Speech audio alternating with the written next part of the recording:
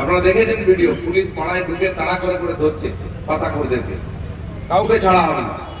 আর যদি দরকার হয় এনকাউন্টার হবে, গাড়ি করে যেমন হয়েছে ফলাদিকে। সেটা আমি পরিষ্কার বলে দিচ্ছি, খড়গপুরের মানুষ শান্তিতে থাকতে চান, তাই বিজেপিকে জিতিয়েছেন, বিজেপি সরকার হয়েছে। আমরা প্রথম মানুষকে শান্তি দিতে চাই, তারা নিজের মতো করে করে কম খাবেন, কেউ যেন তাদেরকে কোনো ভয় না দেখা, অত্যাচার না করে। এই থ্রেড কালচার এটা আমরা বন্ধ করতেছি। পুলিশকে আমি বলে দিয়েছি যে পুলিশ যেন পুলিশের মতো দেখায়, পুলিশ কোনো পার্টির ক্যাডার হয়ে বা গুন্ডার মতো মাফিয়ার মতো ব্যবহার করবে, এটা আমরা কিছুতে বরদাস্ত করবো না। আর এই ধরনের কোনো কমপ্লেন হলে সেটাও আমাদের জানাবেন, তার সমাধান আমরা করবো। খড়গপুরে আশপাশের থেকে এসে, অন্য রাজ্যের থেকে এসে ডাকাত গুন্ডা বদমাশ চিরদিন দাপিয়ে বেরিয়েছে, পুলিশ সব জানার পরেও কিছু করেনি। এবার কিন্তু পুলিশ তার কাজ শুরু করেছে।